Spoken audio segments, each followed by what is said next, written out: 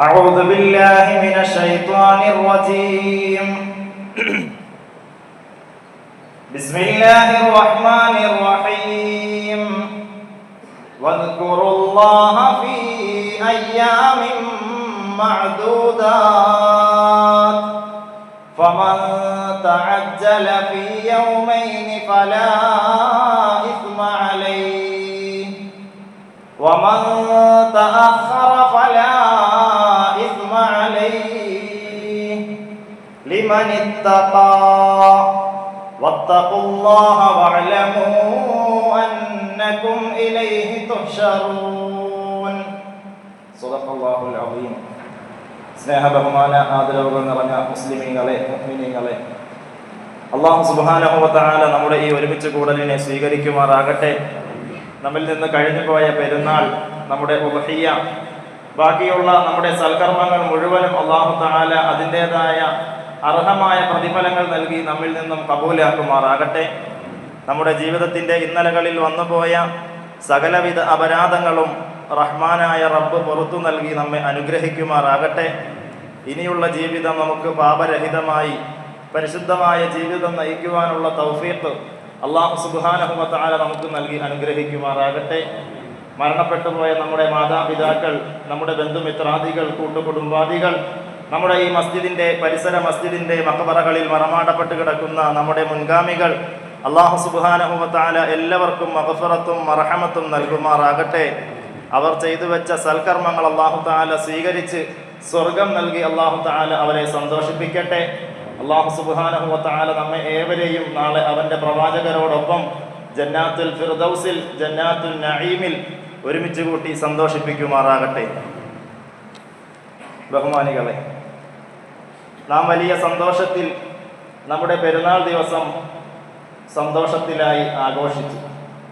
അല്ലാഹു സുബ്ഹാനഹു വ തആല പറഞ്ഞതുപോലെ തക്ബീറുകളിലായി, അറിവിലായി നാം അവന് പൊരുത്തപ്പെട്ടതായ രീതിയിൽ നമ്മുടെ ഇന്നലെയെ നാം ചിലവഴിച്ചവരാണ്. ഇന്ന് നാം നിലനിൽക്കുന്നതായ ദിവസം, അതുപോലെ തന്നെ വരാനിരിക്കുന്ന നാളെയും മറ്റന്നാളുമുള്ള 2 ദിവസങ്ങൾ, ഇത് 3 ദിവസങ്ങളും നാം ഇന്നലെ എത്രത്തോളം പ്രാധാന്യത്തോടെ നമ്മുടെ സമയങ്ങളെ ചിലവഴിച്ചോ അതേ പ്രകാരം തന്നെ ചിലവഴിക്കേണ്ടതായ പ്രധാന ദിവസങ്ങളാണ്. അയ്യാമുത്ത് തശ്രീഖിൻ്റെ ദിവസങ്ങളിലാണ് നാം നിലകൊള്ളുന്നത്. ദുൽഹജ്ജ് 9, യൗമു അറഫ. അറഫയുടെ പ്രാധാന്യത്തെ പറ്റിയെല്ലാം നാം കഴിഞ്ഞ ആഴ്ചകളിൽ സംസാരിച്ചവരാണ്. ആ അറഫ കഴിഞ്ഞ് ദുൽഹജ്ജ് 10, യൗമുൻ നഹർ, ഈദുൽ അദ്ഹ, അറബിൻ്റെ ദിവസം, പെരുന്നാൾ ദിവസം, ഇന്ന് തൊട്ടുള്ള ദിവസങ്ങൾ അയ്യാമുത്ത് തശ്രീഖിൻ്റെ ദിവസങ്ങളാണ്. അയ്യാമുത്ത് തശ്രീഖിൻ്റെ ദിവസങ്ങളാണ് ദുൽഹജ്ജ് 11, 12, 13. ഈ 3 ദിവസങ്ങളിൽ നാം കൂടുതലായി ചെയ്യേണ്ടത് അള്ളാഹുവിനെ തക്ബീർ ചൊല്ലുക. ഹനഫി മദ്ഹബ് അടിസ്ഥാനത്തിൽ എല്ലാ ഫർള് നമസ്കാരത്തിന് ശേഷവും ദുൽഹജ്ജ് 9 മുതൽ സുബഹി മുതൽ എല്ലാ ഫർള് നമസ്കാരങ്ങൾക്ക് ശേഷവും അയ്യാമുത്ത് തശ്രീഖിൻ്റെ അസർ വരെ തക്ബീർ ചൊല്ലൽ വാജിബാണ്. നാം ഇവിടത്തിൽ ചൊല്ലുന്നുണ്ട്. ഓരോരുത്തരും അവരവരുടെ വീടുകളിലുള്ള സ്ത്രീകളെ കൂടി ഉണർത്തി തക്ബീർ ചൊല്ലുവാൻ വേണ്ടി പ്രേരിപ്പിക്കേണ്ടതുണ്ട്. സ്ത്രീകൾക്കൊന്നും അറിവില്ലായിരിക്കാം, അവരോട് നമ്മളാണ് ചെന്ന് പറഞ്ഞു കൊടുക്കേണ്ടത്. പള്ളിയിൽ നിന്ന് കേൾക്കുന്ന നല്ല കാര്യങ്ങൾ, നസീഹത്തുകൾ നാം നമ്മുടെ സ്ത്രീകളോട് പറഞ്ഞെങ്കിൽ മാത്രമാണ് അവരറിയുകയുള്ളൂ. അവർ അടുക്കളയും അവരുടെ ലോകവുമായി ചുരുങ്ങി ജീവിക്കുമ്പോൾ നാം കിട്ടുന്ന അറിവുകൾ വെച്ച് പള്ളിയിൽ വന്ന് നമ്മൾ ഇബാദത്ത് ചെയ്യും. നമ്മുടെ ഭാര്യമാർക്ക് അമലുകളൊന്നും ഇല്ലാതെ പോകുന്ന അവസ്ഥ വരരുത്. അയ്യാമുത്ത് തശ്രീഖിൻ്റെ 3 ദിവസങ്ങളിൽ ഫർള് നമസ്കാരങ്ങൾക്ക് ശേഷം ഒരു തക്ബീർ വീതം ചൊല്ലലെന്നത് വാജിബാണ്. 1-ലധികം പ്രാവശ്യം അധികരിപ്പിക്കുക എന്നുള്ളത് ജായിസാണ്, അനുവദനീയമാണ്. അത്തരത്തിൽ നമ്മുടെ ജീവിതങ്ങളിൽ നമ്മുടെ ഭാര്യമാരിൽ കൂടെ ഉണർത്തുവാൻ വേണ്ടി എൻ്റെ സഹോദരങ്ങൾ എല്ലാവരും ശ്രദ്ധിക്കുക. എന്നിരുന്നാൽ തന്നെയും അല്ലാഹു സുബ്ഹാനഹു വ തആല 3 ദിവസങ്ങളെ തക്ബീറിന് വേണ്ടി മാറ്റിവെച്ചിരിക്കുകയാണ്. വദ്കുറുല്ലാഹ ഫീ അയ്യാമിൻ മഅദൂദാത്ത്. അല്ലാഹുവിനെ നിങ്ങൾ സ്മരിക്കുക. അയ്യാമിൻ മഅദൂദാത്ത്, എണ്ണപ്പെട്ടതായ ദിവസങ്ങൾ, അതായത് ദുൽഹജ്ജിന്റെ 10, 11, 12, 13 ദിവസങ്ങൾ. 11, 12, 13 എന്നീ അയ്യാമുത്ത് തശ്രീഖിന്റെ ദിവസങ്ങളിൽ നിങ്ങൾ അല്ലാഹുവിനെ സ്മരിക്കുക എന്ന് പരിശുദ്ധമായ ഖുർആൻ. അല്ലാഹുവിനെ സ്മരിക്കുന്നത്, അല്ലാഹുവിനെ തക്ബീർ ചെയ്യുന്നത് എന്തിനാണ്? നമുക്കറിയാം, അല്ലാഹു അക്ബർ ലാ ഇലാഹ ഇല്ലല്ലാഹു അല്ലാഹു അക്ബർ. സഹോദരങ്ങളെ ശ്രദ്ധിക്കൂ, അല്ലാഹു അക്ബർ, അല്ലാഹു അക്ബർ ഒരു വിശ്വാസിയുടെ മനസ്സകങ്ങളിൽ എപ്പോഴും ഉണ്ടായിരിക്കേണ്ട മന്ത്രധ്വനികളാണ്. അല്ലാഹു അക്ബർ, അല്ലാഹു അക്ബർ, അല്ലാഹുവാണ് ഏറ്റവും വലിയവൻ.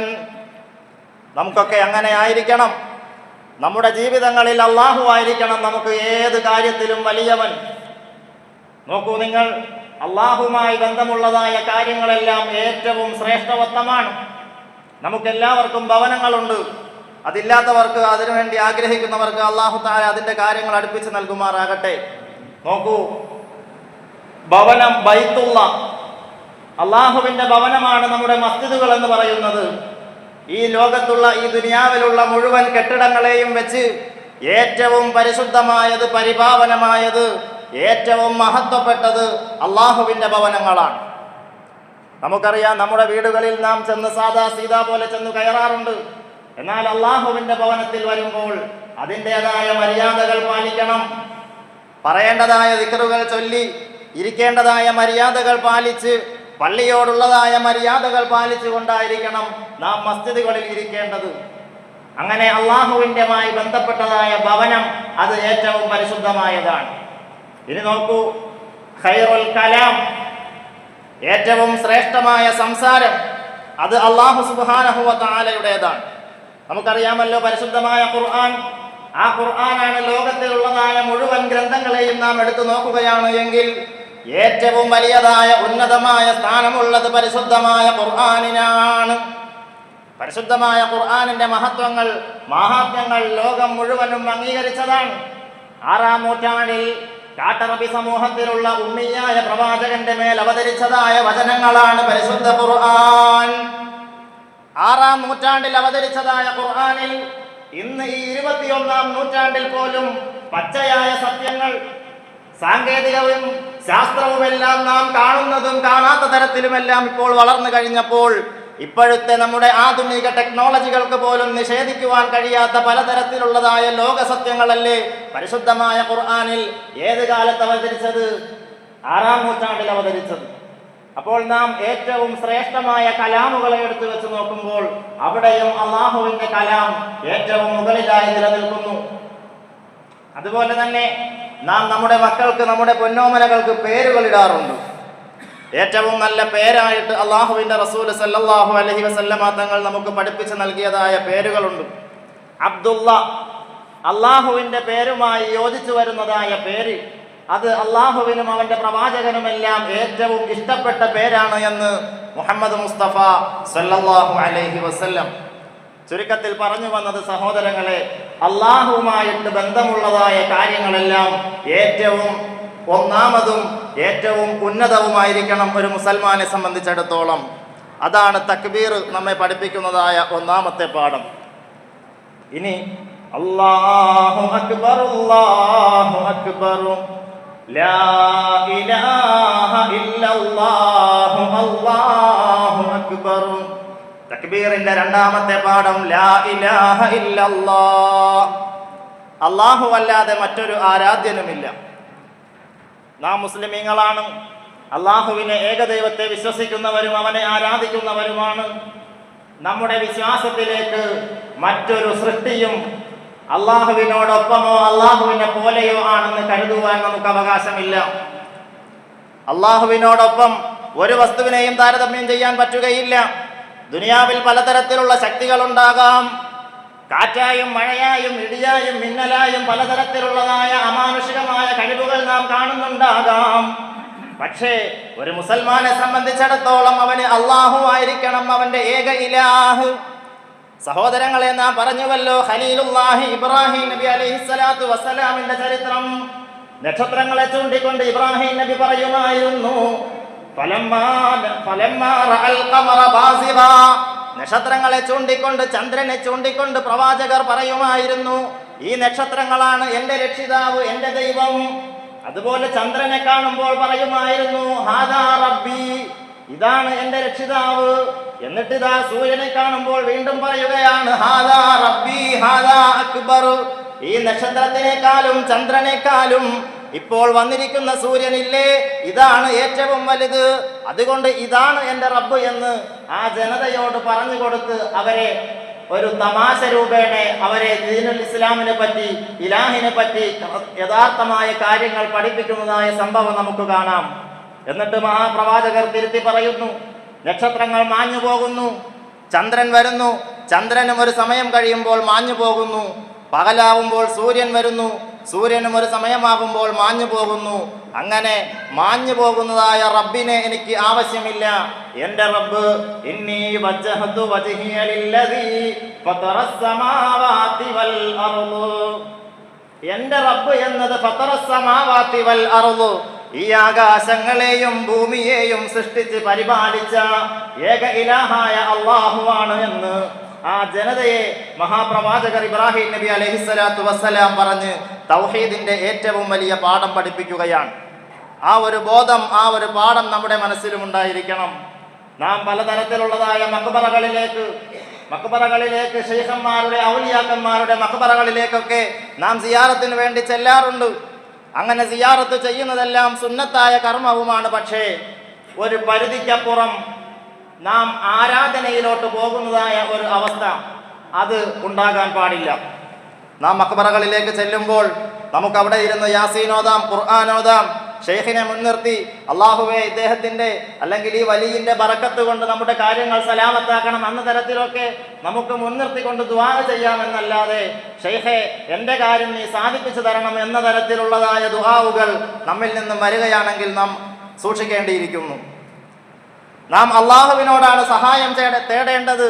അള്ളാഹുവിലേക്ക് മാത്രമാണ് നാം നമ്മുടെ ആരാധനകൾ അർപ്പിക്കേണ്ടത്. ഇയ്യാക നഅ്ബുദു വ ഇയ്യാക നസ്തഈൻ, നീയാണ് ഞങ്ങളെ സൃഷ്ടിച്ചത്, നിന്നെയാണ് നമ്മൾ ആരാധിക്കുന്നത്, നിനക്ക് വേണ്ടിയാണ് ഞങ്ങൾ വഴിപ്പെടുന്നത് എന്ന് പരിശുദ്ധമായ ഖുർആൻ.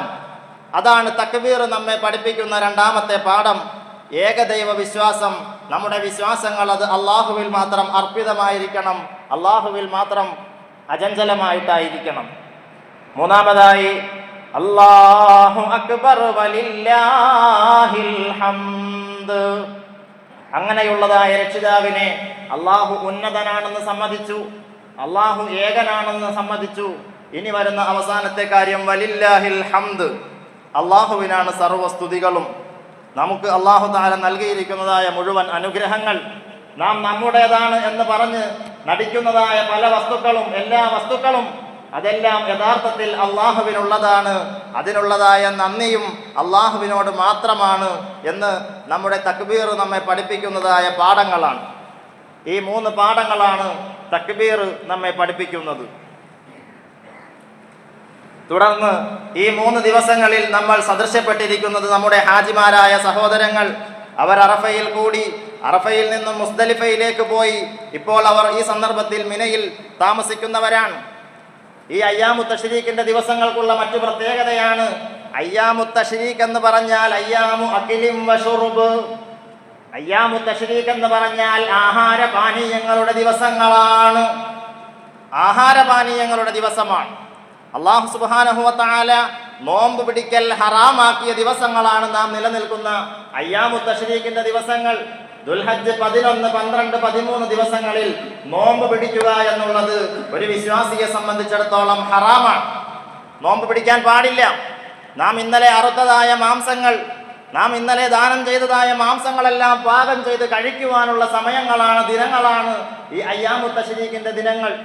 കഴിക്കൽ മാത്രമല്ല, നാം പറഞ്ഞ തക്ബീർ അത് ഏറ്റവും ആദ്യമാണ്. അതിനുശേഷം ആഹാരപാനീയങ്ങളുടെ ദിനങ്ങളാണ് അയ്യാമു തശ്രീഖിന്റെ ദിനങ്ങൾ. സഹോദരങ്ങളെ, നമുക്കറിയാമല്ലോ, അതുപോലെ തന്നെ ഹാജിമാരെ സംബന്ധിച്ചിടത്തോളം ഹാജിമാർ ചെയ്യുന്നതായ അമൽ, ഈ ദിവസങ്ങളിൽ ചെയ്യുന്നതായ അമൽ എന്ന് പറഞ്ഞാൽ അവർ കല്ലെറിയുന്ന സമയമാണ്, ജംറകളിലേക്ക് കല്ലെറിയുന്ന സമയം. ആ ജംറകളിലേക്ക് കല്ലെറിയുന്നതിന്റെ ചരിത്രം എന്താ?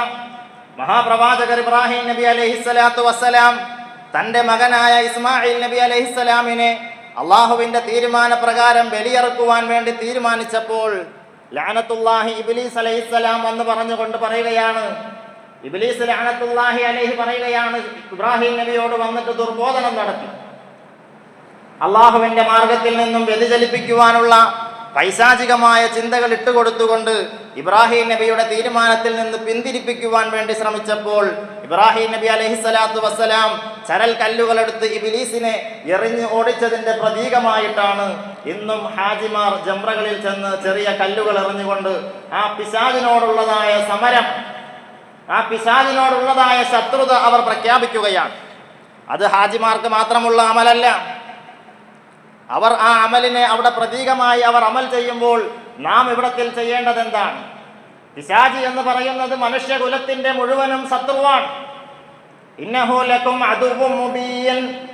മനുഷ്യരോട് അല്ലാഹു തആല പറയുകയാണ്, ആദം സന്തതികളോട്, ഇന്നഹു ലക്കും അദുവ്വും മുബീൻ, അവൻ നിങ്ങളുടെ വ്യക്തമായ ശത്രുവാണ്. ആ വ്യക്തമായ ശത്രുവിനെ നാം നമ്മുടെ ജീവിതത്തിൽ നിന്നും അകറ്റി നിർത്തേണ്ടതുണ്ട്. ഇബ്ലീസ് അള്ളാഹുവിനോട് ശപഥം ചെയ്തിരിക്കുകയാണ്. അവനെ അള്ളാഹു സുബ്ഹാനഹു വ തആല സ്വർഗത്തിൽ നിന്നും പുറത്താക്കി. ആദം നബിയെ പരീക്ഷിച്ചതും ഇബ്ലീസിന്റെ കെണിയിൽ വീണുകൊണ്ട് പുറത്തായ ചരിത്രവുമെല്ലാം നമുക്കറിയാം. അങ്ങനെ ഇബ്ലീസ് ലഅനത്തുല്ലാഹി അലൈഹി അള്ളാഹുവിന്റെ മുന്നിൽ ശപഥം ചെയ്തു, ലോകത്തുള്ള മുഴുവൻ ആദം സന്തതികളെയും ഞാൻ വഴിപിഴപ്പിക്കുമെന്ന് അള്ളാഹുവിനോട് ശപഥം ചെയ്തു വന്നിരിക്കുന്നതായ ആ ഇബ്ലീസിനെ നമ്മുടെ ഹൃദയങ്ങളിൽ നിന്നും പുറത്താക്കുക, നമ്മുടെ പ്രവർത്തനങ്ങളിലേക്ക്, നമ്മുടെ മനസ്സിന്റെ അകങ്ങളിലേക്ക് ഇബ്ലീസിനെ പ്രവേശിപ്പിക്കുവാതിരിക്കുക എന്നുള്ളത് ഓരോ മുഅ്മിനും ഓരോ മുസ്ലിമിനും ബാധ്യതയായ കാര്യമാണ്. ആ ഇബ്ലീസിനെ നമ്മുടെ പ്രവർത്തനങ്ങളിൽ നിന്ന് അകറ്റി നിർത്തുവാൻ നാം ദൃഢപ്രതിജ്ഞ എടുക്കേണ്ടതായ ദിവസങ്ങൾ കൂടിയാണ് അയ്യാമുത്ത തശ്രീഖിന്റെ ദിവസങ്ങൾ. ഇബ്രാഹിം നബി അലൈഹിസ്സലാത്തു വസ്സലാം ചെയ്ത പ്രവർത്തനത്തിന്റെ പ്രതീകമായിട്ട് അവർ അവിടങ്ങളിൽ അമലുകൾ ചെയ്യുമ്പോൾ നാം ചെയ്യേണ്ടത് നമ്മുടെ ജീവിതത്തിൽ നിന്നും നാം സ്ഥിരമായി ചെയ്യുന്നതായ തിന്മകളുണ്ടല്ലോ, നാം അറിയാതെ ചെയ്തു പോകുന്ന, അല്ലെങ്കിൽ നാം മനഃപൂർവ്വം തന്നെ ചെയ്തു പോകുന്ന, സ്ഥിരമായി ചെയ്തു പോകുന്ന ചെറിയ ചെറിയ പാപങ്ങളുണ്ടല്ലോ, അങ്ങനെയുള്ളതായ പാപങ്ങളിൽ നിന്നും 1-2 എണ്ണത്തിനെയെങ്കിലും ഈ ദുൽഹജ്ജോടുകൂടി, ഈ അയ്യാമു തശ്രീഖിന്റെ ദിവസങ്ങളോടുകൂടി ഇനി ഞാൻ ആ പാപം ചെയ്യില്ല എന്ന് ഒരു വിശ്വാസം, ഒരു ഉറപ്പ് നാം നമ്മുടെ റബ്ബിനോട് കൊടുക്കേണ്ടതായ സമയങ്ങളാണ്. എന്നാലാണ് നമ്മുടെ പെരുന്നാൾ കൊണ്ടും നമ്മുടെ ഈ അയ്യാമു തശ്രീഖ് കൊണ്ടും നാം ചെയ്തു വെച്ചതായ സൽക്കർമ്മങ്ങൾ കൊണ്ടും അള്ളാഹുവിന്റെ അടുക്കൽ സ്വീകാര്യതയുണ്ടാവുകയുള്ളൂ. സഹോദരങ്ങളെ, ഒരു ഹാജിയായ മനുഷ്യനെ സംബന്ധിച്ചിടത്തോളം അവന്റെ ഹജ്ജ് അള്ളാഹുവിന്റെ അടുക്കൽ സ്വീകാര്യയോഗ്യമാണോ അല്ലയോ എന്ന് ദുനിയാവിലുള്ള ആളുകൾക്ക് മനസ്സിലാകും. എങ്ങനെയാണ് മനസ്സിലാവുക? ആ ഹാജിയുടെ ജീവിതം അവന്റെ ഹജ്ജിന് മുമ്പുണ്ടായിരുന്നത് ഏത് തരത്തിലോ ആയിക്കൊള്ളട്ടെ, ഹജ്ജിന് മുമ്പ് ഒരുവൻ എന്തെങ്കിലും തരത്തിലുള്ള പാപകർമ്മങ്ങൾ ചെയ്ത് ജീവിച്ചതായ ഒരാളായിരുന്നു കൊള്ളട്ടെ, എന്നാൽ അവൻ ഹജ്ജിന് ശേഷം ആ പാപകർമ്മങ്ങളിലേക്ക് മടങ്ങുന്നില്ല എങ്കിൽ നമുക്ക് ഉറപ്പിക്കാം അവന്റെ ഹജ്ജ് അള്ളാഹുവിന്റെ അടുക്കൽ സ്വീകാര്യയോഗ്യമാണ്. അത്തരത്തിൽ പാപങ്ങളിലേക്ക് മടങ്ങാതിരിക്കുവാനുള്ള ഒരു മാനസികമായ പരിവർത്തനം ആ ഹജ്ജിലൂടെ അവന് ലഭിച്ചിട്ടുണ്ട് എങ്കിൽ നമുക്ക് മനസ്സിലാക്കാം അദ്ദേഹത്തിന്റെ ഹജ്ജ് അല്ലാഹു സുബ്ഹാനഹു വ തആല സ്വീകരിച്ചു എന്ന്. അല്ലാഹു സുബ്ഹാനഹു വ തആല നമ്മുടെ നാട്ടിൽ നിന്നും ഹജ്ജിന് പോയിരിക്കുന്ന സഹോദരങ്ങൾ അവരുടെ എല്ലാവരുടെയും ഹജ്ജിനെ മഖബൂലും മബ്റൂറുമാക്കുമാറാകട്ടെ. ഈ വർഷത്തെ മുഴുവൻ ഹാജിമാരുടെയും അല്ലാഹു തആല അവരുടെ എല്ലാവരുടെയും ഹജ്ജിനെ സ്വീകരിക്കുമാറാകട്ടെ. വരുന്ന വർഷങ്ങളിൽ നമുക്കെല്ലാവർക്കും ഹജ്ജിനുള്ളതായ അവസരങ്ങൾ അല്ലാഹു സുബ്ഹാനഹു വ തആല തുറന്നു നൽകട്ടെ. സഹോദരങ്ങളെ, ഇതാണ് അയ്യാമു തശ്രീഖിന്റെ ദിവസങ്ങളിൽ തക്ബീറുകൾ, തഹ്ലീലുകൾ, തഹ്മീദുകൾ ഒരു വിശ്വാസിയെ പഠിപ്പിക്കുന്ന പാഠം. അതുപോലെ തന്നെ വദ്കുറുല്ലാഹ ഫീ അയ്യാമിൻ മഅദൂദാത്ത് എന്ന് നാം ആയത്ത് ഓതി വെച്ചു. എണ്ണപ്പെട്ട ദിവസങ്ങളിൽ അല്ലാഹുവിനെ നിങ്ങൾ സ്മരിക്കുക. എങ്ങനെയാണ് നാം അള്ളാഹുവിനെ സ്മരിക്കുന്നത്? നാം ഒതുങ്ങിയിരിക്കുമ്പോൾ നമ്മുടെ സമയങ്ങളിൽ നിന്നും മിച്ചമായി നാം എല്ലാ തിരക്കുകളും ഒഴിഞ്ഞു വന്ന് പള്ളിയിൽ ഇരുന്നു കൊണ്ട് അള്ളാഹുവിന് തക്ബീർ, തസ്ബീഹ്, തഹ്ലീൽ ചൊല്ലുന്നതാണോ? അതൊരു തസ്ബീഹ്, തഹ്ലീൽ, തക്ബീറുകളെല്ലാമാണ്. പക്ഷേ അള്ളാഹുവിനെ സ്മരിക്കുക എന്നുള്ളത് ഏറ്റവും പ്രധാനമായി നാം ശ്രദ്ധിക്കേണ്ടത്. നാം ഒരു പാപകരമായ കാര്യം ചെയ്യുവാനായിട്ട് പോവുകയാണ്. ഒരു പാപം, ഒരു കള്ളം പറയാൻ പോവുകയാണ്, അല്ലെങ്കിൽ എന്തെങ്കിലും തരത്തിലുള്ള ചെറുതോ വലുതോ ആയിക്കൊള്ളട്ടെ, രഹസ്യങ്ങളിലും പരസ്യങ്ങളിലും നാം ഒരു പാപത്തെ ചെയ്യാൻ വേണ്ടി പോവുകയാണ്. അപ്പോൾ നമുക്ക് അള്ളാഹുവിനെ ഓർമ്മ വരണം. അള്ളാഹുവിനെ ഓർത്തുകൊണ്ട് നാം ആ പാപത്തിൽ നിന്ന് അറ്റമാകണം. അള്ളാഹുവിനെ ഓർത്തുകൊണ്ട് ആ പാപത്തിൽ നിന്ന് നാം പിന്തിരിയണം. അതാണ് ഏറ്റവും വലിയ ദിക്റുള്ള, ഏറ്റവും വലിയ അള്ളാഹുവിനോടുള്ള സ്മരണ എന്ന് പണ്ഡിതന്മാർ നമ്മെ പഠിപ്പിക്കുന്നതായ പാഠമാണ്. അങ്ങനെയുള്ളതായ നല്ല നല്ല പാഠങ്ങൾ ഓരോ ദിവസവും നമ്മുടെ ജീവിതത്തിലേക്ക് വരികയാണ് എങ്കിൽ അള്ളാഹു സുബ്ഹാനഹു വ തആല ആഗ്രഹിക്കുന്ന തരത്തിൽ നാം എല്ലാവരും സ്വർഗത്തിൽ ചെല്ലുവാൻ ആഗ്രഹിക്കുന്നവരാണല്ലോ. ഇങ്ങനെയുള്ളതായ ചെറിയ ചെറിയ പാഠങ്ങൾ ഓരോ ദിവസവും നമ്മുടെ ജീവിതത്തിലേക്ക് ചേർത്ത് വെച്ച് ജീവിതത്തെ ധന്യമാക്കുകയാണ് എങ്കിൽ സഹോദരങ്ങളെ, അല്ലാഹു സുബ്ഹാനഹു വ തആല നമ്മുടെ അമലുകളെ നമ്മളെ സ്വീകരിച്ചു എന്ന് നമുക്ക് തന്നെ മനസ്സിലാക്കുവാൻ സാധിക്കും. അല്ലാഹു തആല നല്ല തൗഫീഖ് നൽകുമാറാകട്ടെ. നമ്മുടെ പ്രവർത്തനങ്ങളെല്ലാം അല്ലാഹു തആല സ്വീകരിക്കുന്ന തരത്തിലുള്ളതാകട്ടെ. നമ്മുടെ നിയ്യത്തുകൾ, നമ്മുടെ ഇഖ്ലാസുകളെല്ലാം അല്ലാഹുവിന് ഇഷ്ടപ്പെട്ട തരത്തിൽ ആവട്ടെ എന്ന് ദുആ ചെയ്തുകൊണ്ട്